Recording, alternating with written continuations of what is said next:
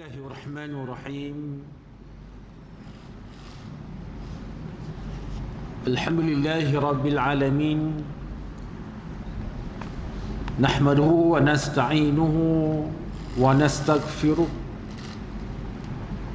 wa na'udzu billahi min shururi anfusina wa min sayyiati a'malina. May yahdihillahu fala mudilla lahu ومن يضلل فلا هادي له. أشهد أن لا إله إلا الله وأشهد أن محمدا رسول الله. اللهم صل على سيدنا محمد وعلى آل سيدنا محمد. اللهم صل على سيدنا محمد وعلى آل سيدنا محمد. اللهم صل على سيدنا محمد وعلى آل سيدنا محمد. Rabbi shrah sadri wa yassir li amri wahlul 'uqdatan min lisani yafqahu qawli. Amma ba'd.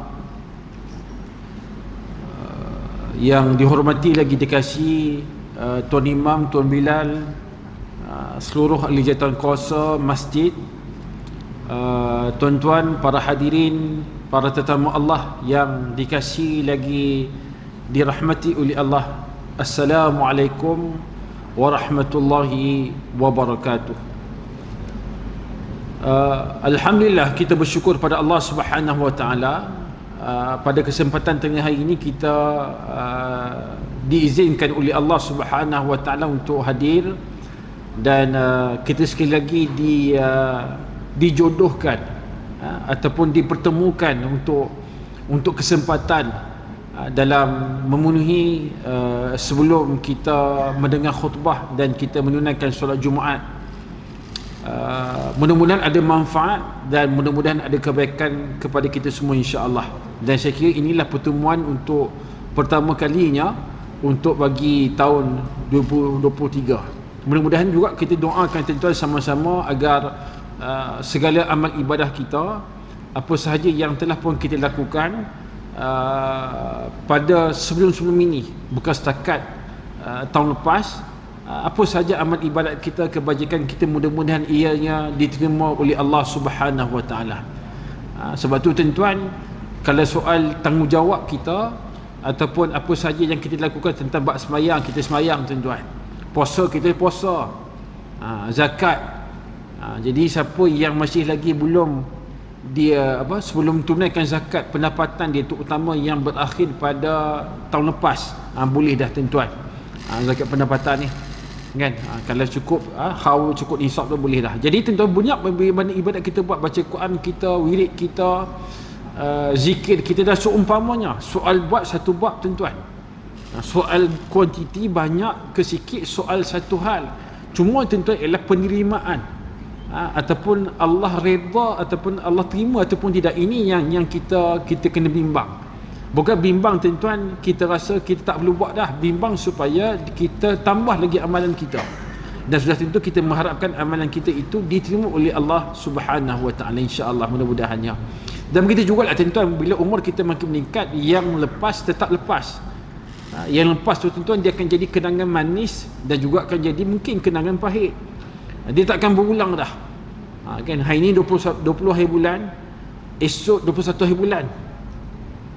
Hari ni toll free tuan-tuan, kan? Esok pun toll free juga. Akhir tak toll free dah. Kan? Jadi kembali pada asal. Jadi memanfaatkan masa yang ada. Mudah-mudahan baik kebaikan yang kita lakukan, mudah-mudahan diterima oleh Allah. Kalau ada kelemahan, kalau ada kekurangan, mudah-mudahannya juga ia menjadi satu sebab untuk Allah berikan kesempatan kepada kita agar ianya diampunkan oleh Allah, dan kita ada peluang untuk kita bertaubat mohon keampunan kepada Allah Subhanahu wa taala. Baik. Tuan-tuan, kalau boleh untuk saya kongsikan sikit mungkin pengalaman saya, yang saya kira inilah yang berlaku kepada kita pun. Ataupun mungkin kita ada pengalaman begitu juga. Tuan-tuan, minggu lepas office saya tuan-tuan, dia buat team building. Tuan-tuan pun sangat maklum lah apa aktiviti dia kan, apa game yang biasa tuan-tuan. Dan biasanya tempat ni dia tak akan buat kat hotel lah, kan. Dia akan buat di tempat yang ada nature punya, sungai, tempat yang agak terpencil. Jadi office saya buat tuan-tuan di di Kalumpang. Kalau tuan-tuan ada kesempatan nak bawa family kalau ke tempat saya pergi tu, dia sesuai yang orang minat camping. Baik, tak apalah tuan-tuan. Jadi bila apa tujuan team building ni? Tujuan dia ialah untuk mengeratkan ukhuwah, untuk memantapkan teamwork ataupun nak bina kesatuan dan juga perpaduan. Yang mana agak rengan-rengan sikit buat team building tuan-tuan, maka hasil daripada program tersebut 3 hari 4 hari balik nanti tidak akan ada dah puak-puak, takkan ada dah tentang bermasam muka, semua dalam keadaan bertindak dalam satu matlamat, bertindak dalam keadaan masing-masing mempunyai kelebihan dan masing-masing mempunyai kekurangan masing-masing. Baik, jadi bila pergi program team building ni tuan-tuan, ada yang aktiviti dia agak lasak dan akan digrupkan, akan dibuat grouping. Baik, jadi yang terlibat ni pula tuan-tuan biasanya ialah semua daripada yang orang atas, yang pegawai lah, yang bos lah, yang anak buah lah, bahkan kepada yang sembilan ataupun kepada pemandu kereta bahagian ataupun kepada pemandu jabatan. Dan apabila pergi program-program macam ni tuan-tuan, biasanya kita letak tepi dah, kita tanggalkan apa dia, jawatan kita yang dulu orang nak panggil ustaz, tak ustaz, orang panggil bos ke apa ke kan, dia tu grade apa pun, kalau orang kerja kerajaan tuan-tuan, apa dah, itu letak tepi. Masuk saja tempat program camp tuan-tuan, kita sama je macam orang lain. Tak ada dah orang nak panggil tuan, tak ada dah orang nak panggil ustaz, panggil juga lah tuan-tuan. Maknanya dari segi tu, maknanya bila buat program aktiviti, yang bos duduk relax dulu, kami anak buah tolong fikir, tak ada, semua sama je tuan-tuan. Baik, cuma tuan-tuan saya nak kongsikan ialah apa dia, ialah tentang bila sebut tentang bab hikmah, tentang bab pengalaman, tentang bab kebijaksanaan. Ialah tuan-tuan, kadang-kadang kita merasakan apabila kita berada di tempat yang kita diberikan amanah jawatan, kita kalau mungkin orang bos tuan-tuan, dia hanya memberikan arahan, dia merancang dan membuat keputusan. Itu biasa tuan-tuan, buat keputusan, merancang, menyelaras dan juga memantau. Ini biasa, istilah yang biasanya kepada top leader lah. Yang melaksana siapa dia? Anak buah. Baik, tetapi bila kita diberikan task, kan kena ada tuan-tuan, ada apa, ada survivor kan, ada jungle trekking, macam-macam. Jadi tuan-tuan, sunnah tu kita hadapi bersama, dan ada benda-benda yang kita kena selesaikan, yang kita kena buat, nak selesaikan masalah tu kena berfikir secara luar kotak. Baik tuan-tuan, jadi apa yang saya dapat, yang saya nak kongsikan tuan-tuan, kadang-kadang benda tu benda yang bukan kata apabila kita ni ada orang yang berjawatan, kita ni mungkin orang yang dikenali, kita ni mungkin orang yang ada pengaruh, kita mampu menguasai segala-galanya di atas muka bumi Allah. Maknanya kita mungkin sebelum ni kita hanya sekadar berikan arahan kan, apa macam mana pun nak buat, lantaklah, yang penting benda tu selesai. Apabila kita duduk program-program yang macam ni tuan-tuan, dan sebab kehidupan kita ni, kadang-kadang tuan-tuan nak menyelesaikan masalah ataupun nak memberikan idea, pendapat ataupun bagi pandangan ni tuan-tuan, kadang bukan datang daripada kita yang kita rasakan kita ni orang yang hebat. Kan, kalau dari segi orang kata tuan-tuan, kalau mungkin dari segi badan uniform orang duduk tabik kan, yang mana yang kena tabik tu maknanya orang hebat lah kan. Tak semua perkara tuan-tuan ni yang orang hormat tu, yang dihormati itu dia dapat selesaikan masalah. Sebab apa?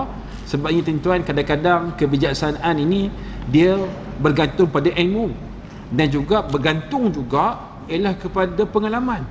Jadi tuan-tuan, ketika mana kita menyelesaikan task, kadang-kadang saya duduk task satu grup saya ni, yang dia kalau kerja ni dia sambilan 6 bulan sekali renew dia punya kontrak dia, setahun sekali, maknanya bukan jenis orang tetap lah. Ada yang tuan-tuan pemandu kenderaan dalam satu grup dengan saya. Kan. Jadi tuan-tuan, bila kita berikan kadang-kadang, payah betul nak selesaikan masalah ni. Tapi dia kata, ustaz cuba buat sini, cuba buat sini. Betul dia. Jadi tuan-tuan, apa nak moralnya apa? Ialah tuan-tuan, dalam kehidupan kita ni, kita jangan hidup dalam keadaan kita hidup sia-sia. Mungkin Allah berikan kepada kita apa yang ada pada hari ini, dari soal kerjaya kita, dari soal ilmu kita ataupun harta kita, apa yang kita miliki ni ialah rezeki yang Allah berikan pada hari ini, dan Allah boleh tarik bila-bila masa. Dan jangan keadaan sama kita menafikan hak-hak orang lain yang mungkin dia kekurangan, mungkin dia dalam keadaan yang lemah, mungkin dia dalam keadaan yang tak apa sihat, tapi ada perkara yang kita boleh ambil manfaat kepada dia. Sebab tu tuan-tuan, orang sebutkan apa, kelebihan kita ataupun manfaat kita tuan-tuan ialah untuk kita kongsikan. Baik, sebab itulah tuan-tuan, dia akhirnya apa, program-program yang macam ni ataupun kita hidup dalam kita sebut dari segi realiti kehidupan kita kan. Realiti kehidupan kita tuan-tuan, kita ada hidup bermasyarakat, kita ada organisasi, kita ada jemaah, kita ada apa saja lagi istilah tuan-tuan, kita ada persatuan. Maknanya ada yang pemimpin, ada yang dipimpin. Baik, maka pemimpin ni apa peranan tuan-tuan ialah untuk memutuskan suatu perkara. Dan nak memutuskan suatu perkara tuan-tuan bukannya bulat-bulat datang pada dia pun. Mungkin datang pada orang yang paling rendah jawatan dia, paling kurang pengalaman daripada kita, tapi mungkin idenya bernas, idenya sangat sesuai diaplikasi dalam untuk tugasan ataupun apa sahaja yang diberikan tanggungjawab ketika itu. Maka tuan-tuan, tujuan ialah untuk apa? Untuk supaya kita ni saling bermuafakat. Sebab itulah tuan-tuan, orang yang dia bermusyawarah kan, Allah sebut wa amruhum syura bainahum kan, diperintahkan ke atas kamu ni untuk apa? Bermusyawarah, berbincang, ambil kira di kalangan kamu. Ini perintah Allah Subhanahu Wa Taala. Sebab walaupun kamu hebat, tak semua perkara kamu hebat pun. Tuan-tuan kan, dekat apa dia kata apa, dekat tempat office saya ni tuan-tuan, ada seorang staff tuan-tuan, dia penolong pegawai kan. Tapi tuan-tuan, Allah berikan kelebihan kepada dia, dia ada PhD sebelum umur dia 30 tahun. Dan dia sangat low profile, dia degree tuan-tuan cemerlang, dia skip master, sambung PhD, fast track punya orang. Tapi sangat low profile. Tapi dia kata bila kita di akhir hari terakhir tu kita ada sesi maknanya saya tuan-tuan duduk depan. Jadi anak-anak buah ni siapa-siapa betul, dia akan cakap kepada saya apa nilai positif yang mereka tengok, tolong cerita kat saya. Jadi saya katalah kamu ni orang yang terpilih, ada PhD, orang yang terpelajar. Dia kata, Ustaz, saya walaupun ada PhD, saya hanya tahu satu bidang je. Itu pun bidang kajian saya. Bidang saya ni banyak skop perbincangan dia. Saya hanya buat kajian tentang tu, maka saya buat dan saya dapat PhD dengan sebab tu. Banyak lagi perkara yang dalam bidang saya tak tahu, apatah lagi bidang-bidang yang lain. Supaya apa? Supaya kita rasa satu, walaupun kita ada sikit title, tapi sebenarnya kita dalam banyak perkara kita boleh jadi dalam keadaan yang banyak tak tahu apa-apa, dalam banyak sebut tak tahu. Maka kali itu tuan-tuan, berbalik pada isu itu ialah kesepakatan dengan adanya mesyuarat, walaupun ada perbincangan tuan-tuan, walaupun pendapat tersebut daripada orang-orang yang lebih rendah daripada kita, dari soal jawatan, soal mungkin pangkat, maka tuan-tuan boleh jadi setiap pendapat ataupun pandangan yang diberikan itu akhirnya apa? Akhirnya memberikan manfaat kepada kita punya peribadi dan juga kepada organisasi kita. Kan? Macam itulah tuan-tuan kan, kita dengan anak pun macam tu juga.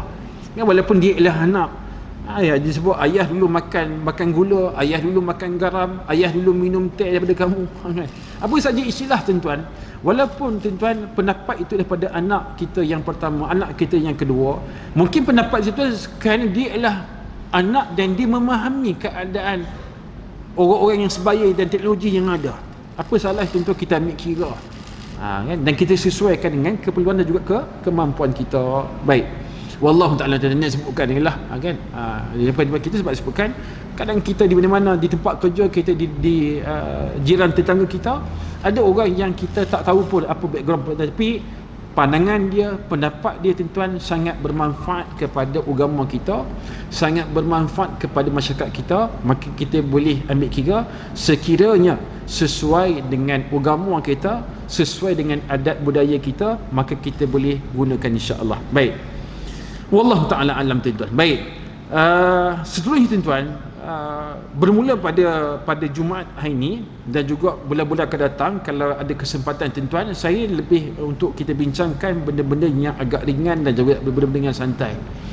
Dan wallahu alam, mungkin tuan-tuan pernah dengar ataupun banyak sangat tuan-tuan kita kongsikan hadis-hadis Nabi sallallahu alaihi wasallam. Banyak juga tuan-tuan kita kongsikan ayat-ayat Quran, apa yang disuruh ataupun apa yang diperintahkan oleh Allah Subhanahu Wa Taala. Dalam keadaan sama juga tuan-tuan, saya nak ambil kesempatan kita pada hari ini Dan kalau ada kesempatan pada pertemuan-pertemuan kita akan datang, untuk kita sama lihat pula tuan-tuan bagaimana keadaan riwayat hidup para sahabat Nabi ridhanu alaihim, yang mana kita tahu tuan-tuan Nabi Muhammad SAW sangat hebat orang dia, utusan Allah, Habibullah, kekasih Allah, orang yang sangat mulia tuan-tuan. Bahkan kehebatan Nabi ni tuan-tuan bukan sekadar diterjemahkan dari segi akhlak Nabi, bukan setakat ditunjukkan dari segi perjuangan dan juga risalah Nabi kita Nabi Muhammad sallallahu alaihi wasallam, tetapi juga tuan-tuan ialah kejayaan kehebatan Nabi juga tuan-tuan diberikan atau tuan-tuan ditunjukkan dengan bagaimana kehebatan para sahabat Nabi hasil daripada berjayanya didikan tarbiyah Nabi kita Nabi Muhammad sallallahu alaihi wasallam. Jadi kita nak lihat tuan-tuan, kesempatan kita pada hari ini ialah untuk kita lihat bagaimana satu kisah seorang sahabat Nabi, yang saya ambil tuan-tuan kisah ini daripada buku Hayatus Sahabah, 20 orang kisah para sahabat Nabi yang diambil daripada kitab Suwarun min Hayati As-Sahabah, yang telah pun diterjemahkan oleh Ustaz Muhammad Hazri Hashim Al-Bindani untuk kepada kita pengajaran kita. Kita tengok satu kisah sahabat Nabi, apa yang Nabi sebut tentang sahabat ni, apa kisah yang berlaku dan bagaimana sikap mereka pada Rasulullah, dan apa yang dilakukan oleh Rasulullah sallallahu alaihi wasallam untuk didik sahabat ini, dan apa yang mereka lakukan untuk menunjukkan kesungguhan dan pengorbanan mereka kepada Rasulullah dan juga kepada agama Islam. Baik, tuan-tuan, kisah yang pertama seorang sahabat Nabi, nama dia ialah Sayyidina Anas bin Malik Al-Ansari. Sayyidina Anas bin Malik Al-Ansari. Baik, tuan-tuan, Sayyidina Anas bin Malik Al-Ansari ini orang yang disebutkan orang yang sangat dekat dan rapat dengan Nabi kita Nabi Muhammad sallallahu alaihi wasallam. Kenapa? Kerana umur dia 11 tahun dia dah duduk dengan Nabi. Bukan setakat orang kata apa, kalau orang sebut tuan-tuan kawan baik ni, dia walaupun kawan baik tuan-tuan dia tak duduk bersama pun. Yalah, dia ada mak ayah dia duduk rumah dia, kawan dia duduk rumah dia, jumpa kalau makan keluar sekali, makanlah sekali, belajar pun sekali tuan-tuan. Ada saya jumpa tuan-tuan 2-3 minggu lepas, kenduri kahwin, dia pun dah umur 50-an. Saya pun kena jumpa pula tu, dia kata, "Ustaz, saya dengan tuan kenduri ni, kan, ayah pada pengantin Ustaz, saya belajar sekolah sekali, pergi belajar sekali, sambung STPM sekali, sekelas classmate, pergi ke UK pun sekali, kerja je, lepas kerja balik Malaysia, kerja tu dah berpisah lah, mana berbelas tahun duduk bersama." Baik, itu pun kerana ada keluarga masing-masing, duduk keluarga masing-masing. Sayyidina Anas bin Malik ni duduk bersama Nabi bila umur ni ialah 11 tahun. Baik, Sayyidina Anas bin Malik tuan-tuan, ada satu doa yang Nabi doakan kepada Sayyidina Anas bin Malik. Yang Nabi doa ni untuk Sayyidina Anas bin Malik ya. Tak Nabi doakan kepada para sahabat yang lain. Maknanya ada doa khusus kepada Sayyidina Anas bin Malik. Baik, apa doanya tuan-tuan? Nabi doakan kepada Sayyidina Anas bin Malik ialah dengan Allah mazukhu malam wa walada. Allah mazukhu mala wa walada wa barik lahu. Apa maksudnya? Ya Allah, rezekikanlah kepada dia harta. Yang kedua, wa walada, dan juga anak pinak, dan wa barik lahu, dan berkatilah untuk dia. Ni doa tuan-tuan, disebutkan satu riwayat hadis yang mana Nabi tujukan khusus kepada Sayyidina Anas bin Malik. Baik tuan-tuan, hasil daripada doa yang didoakan ataupun yang dibacakan oleh Nabi kita Nabi Muhammad sallallahu alaihi wasallam, kerana yang mendoakannya adalah orang yang sangat mulia, yang tidak ada hijab dia dengan Rasulullah, dengan Allah Subhanahu wa taala, kan, utusan Allah Rasulullah SAW. Tuan-tuan, disebutkan di akhir hidup Sayyidina Anas bin Malik, Allah berikan izin kepada Sayyidina Anas bin Malik tuan-tuan, dia disebutkan ialah antara sahabat Nabi yang paling kaya. Sebab apa? Nabi doakan kepada dia, Allah mazuku mala. Ni tuan-tuan, doa ni tuan-tuan maksudnya apa? Kita boleh doakan untuk kawan kita, boleh doakan kepada anak-anak kita, boleh doakan kepada anak-anak kawan-kawan kita. Ya, contoh kita buat majlis akikah, kan, dia jemput majlis kesyukuran, doa selamat, kan, cukur jambul, majlis tahnik tuan-tuan, biasanya ayah kepada baby tersebut dia akan pegang dukung baby tu, dia akan pergi kat semua yang hadir lah. Jadi tuan-tuan akan gunting rambut, tuan-tuan gosok kepala dia, kan? Tuan-tuan ingat, bukan gosok kepala tuan-tuan, bukan sekadar budaya tau. Gosok kepala tuan-tuan ialah benda yang Nabi buat. Antara yang Nabi buat kepada Sayyidina Abdullah bin Abbas. Nak baca apa tuan-tuan? Baca doa ni, Allahumma zukhu malah. Kalau kok payah bahasa Arab tu, ya Allah rezekikanlah kepada dia harta benda, wa walada, anak pinak, wa barik lahu, dan berkatkanlah dia, berikanlah keberkatan kepada dia. Baik tuan-tuan, doa yang Nabi baca pada Sayyidina Anas tuan-tuan, disebutkan akhirnya Sayyidina Anas disebutkan ialah orang yang paling kaya dan paling ramai keturunan dia. Sebab apa? Sebab disebutkan tuan-tuan, anak cucu Sayyidina Anas sahaja lebih kurang 100 orang. Dan dengan sebab keberkatan yang Nabi doakan kepada Sayyidina Anas, tuan-tuan, umur dia panjang, Allah bagi 103 tahun. Sebab itulah tuan-tuan sekalian, kita ni bukan bila berlaku pada para sahabat, dan apa yang dilakukan oleh Rasulullah kepada sahabat, kita boleh ambil tuan-tuan. Kan? Kita doakan kepada anak-anak kita doakan kepada orang yang kita sayang, yang orang kita kasih, kita doakan kepada dia tuan-tuan. Dan apatah lagi tradisi orang kita, Melayu kita, apabila lahir saja anak, kita akan bawa anak kita untuk dibelah mulut ataupun sebut tahnik kepada daripada ustaz-ustaz tuturu. Sebab apa? Nak doa para ahli ulama ni, mudah-mudahan yang tuan-tuan tempiasnya terpaling ataupun Allah berikan keberkatan, Allah berikan kekayaan, Allah berikan panjang umur, Allah berikan keturunan-keturunan yang baik. Baik tuan-tuan, tuan-tuan, yang menariknya, ketika mana Sayyidina Anas bin Malik ni dalam keadaan yang kecil, dia telah pun ada satu perasaan ataupun ada satu keinginan yang sangat tinggi, yang sangat hebat tentang apa? Tentang cinta kasihnya kepada Nabi Muhammad sallallahu alaihi wasallam. Biarpun tak pernah tengok Nabi, biarpun orang nak cerita buat Nabi, tapi rindu tu ada. Tak kenal pun Nabi. Kan? Kita tuan-tuan tak berjumpa orang dia, tengok kat TikTok pun ada kot. Kan? Tengok gambar pun ada kot tuan-tuan. Ni mana ada zaman tu TikTok apa tuan-tuan, IG mana ada zaman Rasulullah. Tapi orang nak cerita buat Nabi, cerita buat Nabi, dia kasih dan rindu yang teramat sangat. Ni budak-budak tuan-tuan. Rupanya apa tuan-tuan? Rupanya tuan-tuan ialah kerana ibu dia. Kan? Ibu Sayyidina Anas bin Malik ni tuan-tuan, dia selalu mengkisahkan, selalu cerita buat Nabi kepada anak ataupun kepada Sayyidina Anas bin Malik.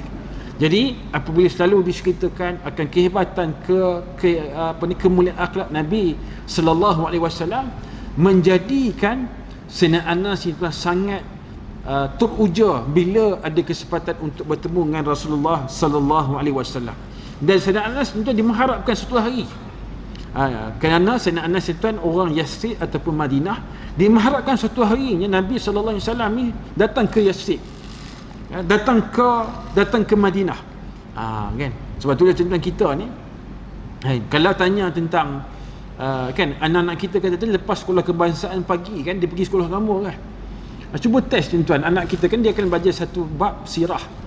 Cuba test anak, test nama Nabi Muhammad bin apa datuk Nabi, apa nama ibu Nabi, siapa ibu susuan Nabi. Kalau boleh jawab tuan-tuan, alhamdulillah, seronok lah kita.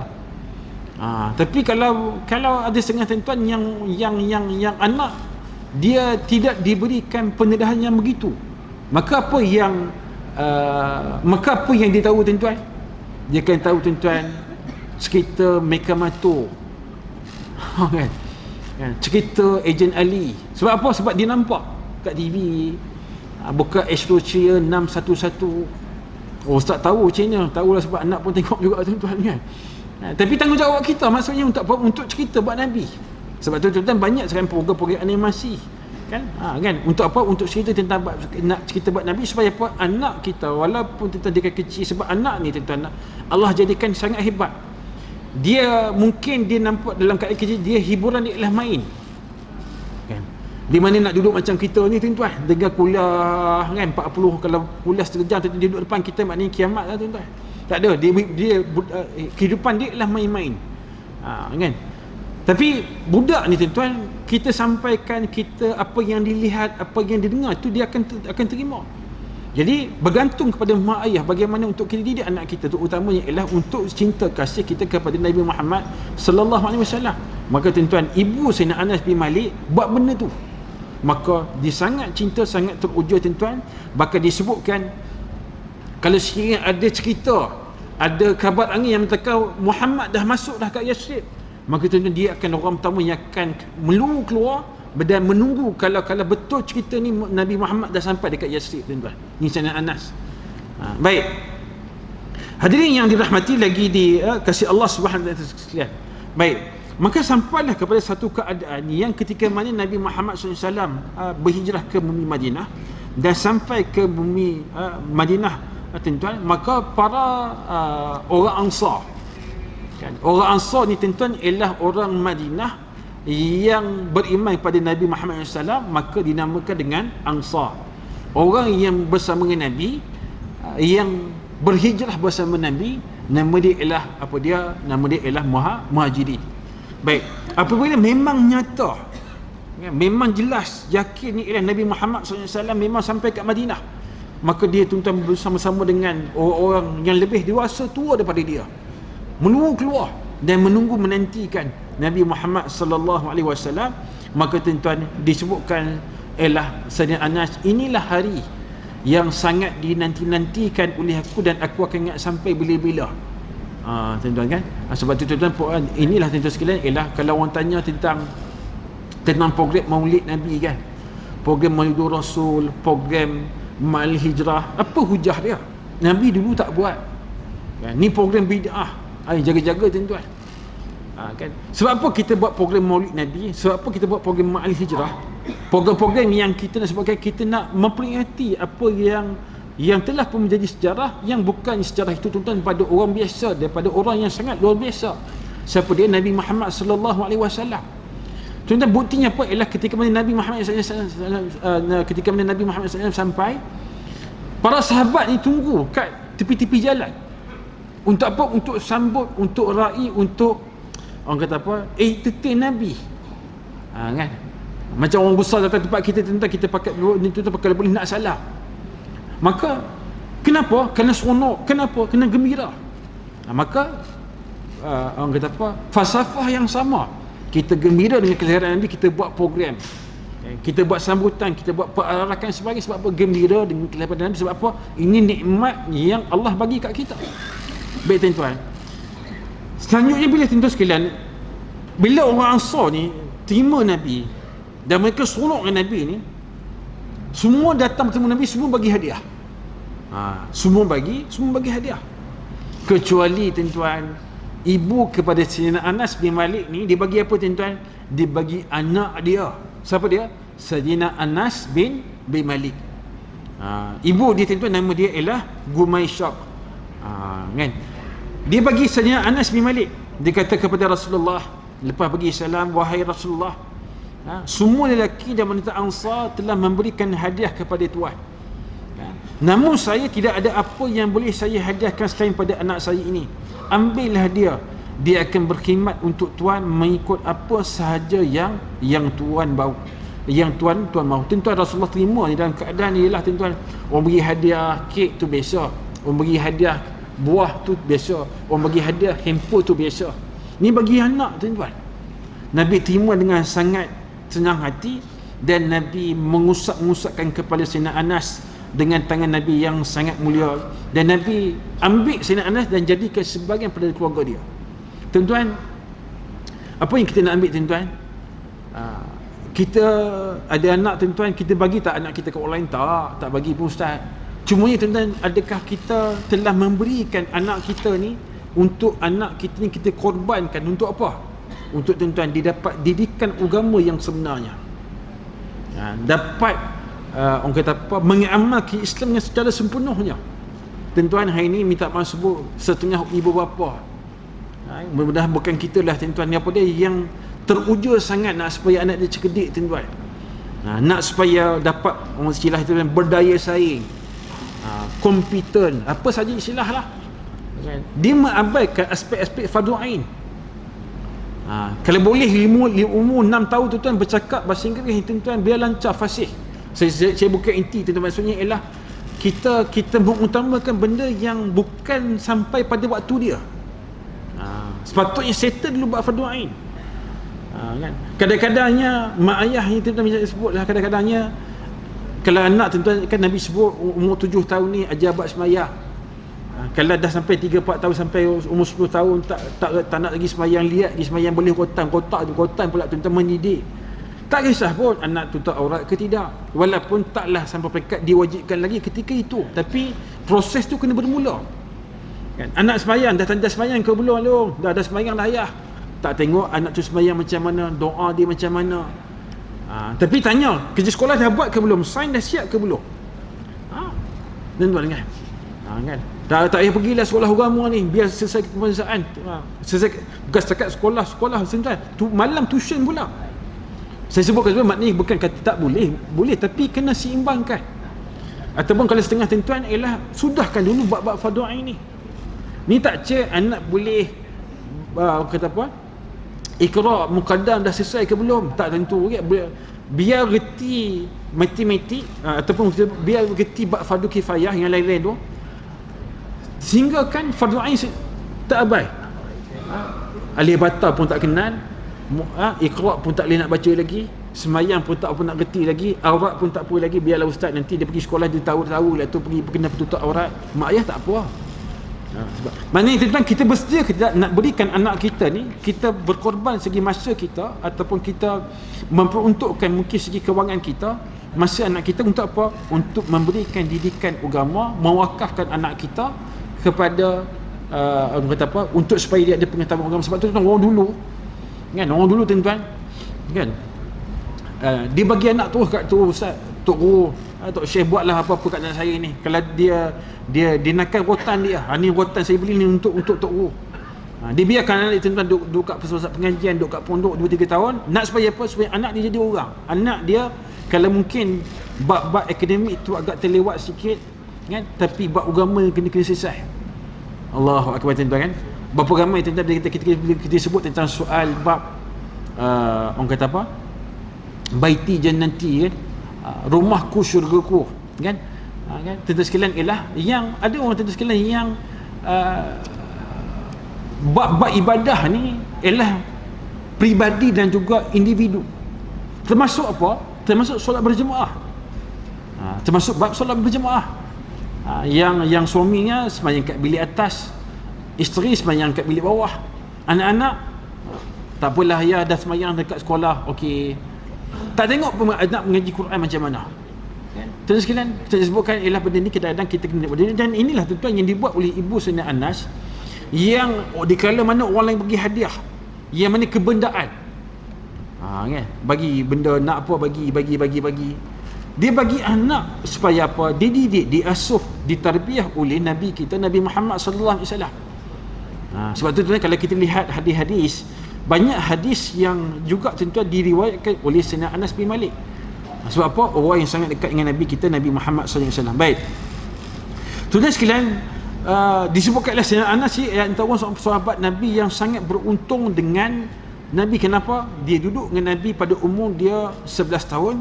Maka Sayyidina Anas itu dia sangat mengetahui tentang keadaan, kisah, rahsia, sifat mulia yang ada pada Nabi yang tak diketahui oleh orang lain.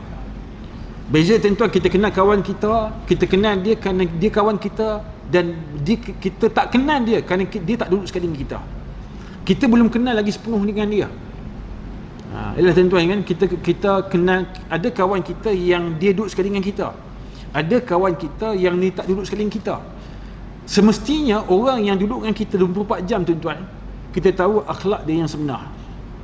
Sebab orang takkan boleh berbohong hipokrit selama-lamanya. Kat luar mungkin dia boleh baik, kan, boleh cantik-cantik, boleh kemah-kemah kan tuan-tuan, kan ada kes kan. Orang tengok kan dia ni kalau kat luar berpakaian kemas, cantik, orang tengok dia handsome, smart, cantik. Tapi bila tengok kat rumah dia tuan-tuan, tong sampah tuan-tuan penuh dengan ulat, pinggan tak basuh, baju tuan-tuan bersepah atas lantai. Kan? Maknanya apa yang dekat di rumah, yang duduk dekat dia lagi tahu daripada apa yang kat luar. Walaupun luar ni tuan-tuan nampak cantik.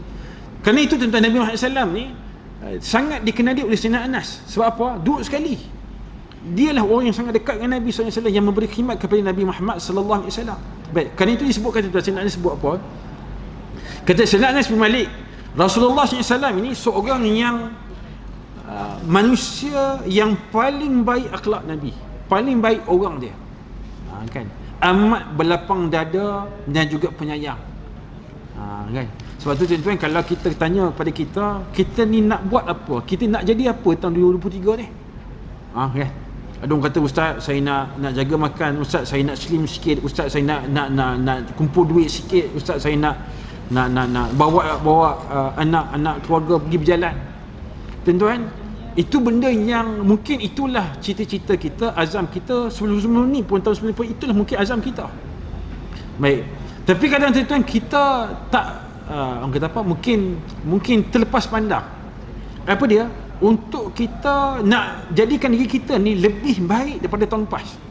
Sudah tentu apa kita punya guide kita ataupun apa punya kita KPI kita ialah dengan apa yang contoh yang ada ditunjukkan oleh Nabi kita, Nabi Muhammad sallallahu alaihi wasallam. Dan laqad kana fi Rasulillah uswatun hasanah, kan? Sesungguhnya pada Nabi SAW ialah satu contoh yang sangat terbaik. Baik, maka kita sebutkan apa tuan-tuan, tahun ni kita jadi orang yang paling baik akhlak kita. Sebab apa? Nabi disebut oleh Sayyidina Anas orang yang paling baik akhlak dia, kan? Orang yang amat berlapang dada. Ni orang satu kepala kita, tak pernah kritik kita, okey, kau satu tim dengan aku. Tapi ketika mana orang nasihat kita, orang kritik kita, Allahu Akbar, oi periknya dia ni rupanya duri dalam daging. Tuan-tuan, saya sebutkan tadi, saya attend kursus team building tempat kerja saya tuan-tuan minggu lepas. So dalam tu tuan-tuan, trainer diminta setiap orang kata apa, yang setiap kawan ni berjumpa dengan orang tu, tolong cerita dekat pada ni 3 nilai positif, cerita buat positif baik tapi bila sampai turn saya minta bukan sekat cerita buat positif, tapi benda yang apa yang saya kurang tolong bagi tahu. Jadi tuan-tuan, anak-anak buah saya tuan-tuan yang selama ni jumpa dekat pejabat, dia akan nampak sikit gap lah. Dia kata, ustaz dia dah pegawai apa semua kan. Jadi bila kita duduk situ, kita yang surrender, kita menyerah diri, tolong bagi tahu, jangan malu-malu, bagi tahu. So kita akan rasa walaupun benda tu negatif, sebenarnya benda tu jadi positif kalau sekiranya kita fikir positif. Dan tu benda tu sebenarnya yang orang cerita kita ni ustaz ni baik apa semua tu, benda tu tak ingat sangat dah pun. Benda yang orang kata kita tak apa-apa nak baik, itu bukan tak baik tentang teruk sangat, tak. Maknanya ada lagi aspek, mungkin tu aspek ialah mungkin nampak agak tergesa-gesa contoh kan. Kita ingat tuan-tuan, saya ingat benda tu sampai sekarang kan. Sebab apa? Sebabnya kita nak jadikan kita ni orang yang berlapang dada. Sebab apa? Sebab kita fikir kita takkan baik sepanjang masa kan. Kita ada perkara yang kita kurang, perkara yang kita lemah, dan kita kena sifat berlapang dada ketika mana orang nasihat dia buat kritik kita. Tapi kena ada adab, kena ada waktu yang sesuai kan. Ini nak tegur isteri tuan-tuan, dia baru je balik kerja, bawa parking kereta kat rumah kita, masuk rumah pun belum lagi tanya dah, hari ni awak nak masak apa? Kawan tu naik angin lah tuan-tuan, kan. Cuba tuan-tuan lepas sembahyang kan, ni cuti 3-4 hari tuan-tuan, kan. Tanya terus tuan-tuan, nak pergi mana, nak cuti ke mana tuan-tuan. Tunggulah dulu balik rumah tuan-tuan lepas makan. Sebab tu orang sebutkan dari segi komunikasi, waktu yang paling sesuai untuk kita berbincang tuan-tuan ialah di antaranya ialah waktu selepas kita sembahyang berjemaah. Sebab waktu tuan-tuan mood kita mood yang sangat, orang kata sangat down, maknanya mood dalam mood yang relax, kan. Waktu bila lagi? Waktu lepas makan, jangan waktu tengah makan. Sebab bila lepas makan orang kenyang, bila kenyang tuan-tuan, dia punya akal dan fikiran dia dah release, dia tak stres lah. Kadang stres ni sebenarnya sebab tak makan, lapar je. Bila makan kenyang tuan-tuan, tengok anak isteri tuan-tuan sejuk hati, waktu tu nak minta apa, nak bincang pun sesuai. Baik, jadi 3 sifat Nabi tuan-tuan. Saya nak sebut apa? Manusia yang paling baik kepada Rasulullah, manusia yang sangat baik dimiliki oleh Rasulullah, kan? Amat berlapang dada dan juga penyayang. Baik, bahkan dikisahkan pernah satu hari disebutkan, Sayyidina Anas sebut, aku ni diperintahkan oleh Nabi Muhammad SAW untuk pergi ke satu tempat, kan. Jadi aku pun keluar, dan aku keluar tu on the way nak pergi, aku bertemu dengan rakan-rakan sepermainan aku. Ialah tuan-tuan Sayyidina Anas duduk dengan Nabi, tuan-tuan, baru dalam keadaan yang budak-budak, 11, 12 tahun, jajah 5, jajah 6, tuan-tuan. Jadi bila nampak kawan lain main, adalah perasaan, kerana dia pun budak-budak juga. Budak-budak ni memang kehidupan dia antaranya ialah hanya permainan. Baik, jadi bila aku nak pergi, tuan-tuan, bila dia nak pergi, hampir nak pergi, tuan-tuan, tiba-tiba dia rasa ada orang yang kata apa, yang memegang baju dia. Sayyidina Anas, tiba ada orang pegang baju dia, tuan-tuan. Dan bila aku berpaling, kata Sayyidina Anas, aku tengok Rasulullah sallallahu alaihi wasallam tersenyum. Tuan-tuan, kita kalau minta sesuatu, tuan-tuan, orang buat, awak kena buat ni, yang ni kena buat itu, kena buat ini, kena macam-macam lah. Tak buat, tuan-tuan. Weh, hangin tu. Kamu ni saya dah minta kena buat kerja, hari ni kena siap. Kenapa buat kerja lah? Kenapa minum kopi dulu? Kena buat kerja dulu. Tuan-tuan, Nabi Muhammad SAW memahami dan sangat meraihkan, menghormati, walaupun Nabi minta Sayyidina Anas untuk buat satu benda, kan, tetapi Sayyidina Anas tuan-tuan pergi buat benda lain dulu. Tuan-tuan, Nabi hanya dalam keadaan yang tersenyum. Sebab tu Nabi sebut tabassama fi wajhi akhika sadaqah. Kamu senyum ni, kan, kepada wajah kawan kamu, rakan kamu, sebenarnya sedekah. Tuan-tuan, kadang-kadang kita berjumpa dengan orang yang dia dia ada masalah, kerana dia pun manusia. Tapi kalau dia bercakap dengan kita, tuan-tuan, senyum memanjang. Senyum cakap sikit, senyum sikit, gurau pun senyum, marah pun senyum, tuan-tuan, sedih pun senyum, masam muka pun senyum. Tuan-tuan, ada kan orang macam tu, tuan-tuan? Saya, tuan-tuan, di sekolah dulu, nama dia Zaidi. Tuan-tuan, dah ada doktor dah dia pun. Tapi kami panggil kat dia, tuan-tuan, Mat Nyum. Sebab apa? Dia suka, kalau orang Kedah panggil kenyeh, suka senyum, tuan-tuan. Dekat nama sampai sekarang. Kalau jumpa dia, tak panggil nama dia, tuan-tuan. Orang tak kenalkan nama dia, orang kenal dengan gelaran dia. Jadi, tuan-tuan, bila Nabi senyum ni, ialah kita diminta untuk satu benda buat. Walaupun kita tahu kita silap, kita salah, tapi bila senyum ni, tuan-tuan, akhirnya apa? Akhirnya kita akan rasa kita tidak akan dipersalahkan walaupun kita salah. Kan? Jadi akhirnya, tuan-tuan sekalian, Nabi tanya kepada dia, kamu dah buat ke apa yang aku suruh ni, wahai Anas? Jadi bila mana begitu, tuan-tuan, saya kata aku tak buat lagi, maka tak apalah, kau pergi buat. Maknanya Nabi, tuan-tuan, dalam keadaan yang berlapang dada, boleh terima kelemahan orang, dan dalam keadaan semua, tuan-tuan, Nabi tak buruk sangka, dan Nabi tak marah-marah. Bahkan Nabi buat Nabi kata approach, mendekati Sayyidina Anas dalam keadaan yang sangat berhemah. Maka kerana itu, tuan, Sayyidina Anas sangat sangat memuji akhlak Nabi, dan disebutkan ialah Rasulullah SAW ini antara orang yang paling baik akhlak dia. Jadi, tuan-tuan, itulah mungkin beberapa perkara. Kalau ada kesempatan lagi, tuan-tuan, kita akan sambung kepada episod ataupun siri yang kedua berkenaan dengan Sayyidina Anas, apa yang dilalui Sayyidina Anas ketika mana hidup dia bersama dengan Rasulullah SAW, dan bagaimana ada wasiat-wasiat yang Nabi pesan kepada Sayyidina Anas yang saya kira ia sangat bermanfaat untuk kita pada hari ini. Dan insya-Allah kalau ada kesempatan, kita akan kongsikan lagi pada pertemuan yang akan datang, insya-Allah. Jadi kan itu saja, tuan-tuan, yang baik itu daripada Allah Subhanahu Wa Taala, yang lemah yang kurang itu kelemahan kita. Hazrat taufiq hidayah. Wassalamualaikum warahmatullahi wabarakatuh.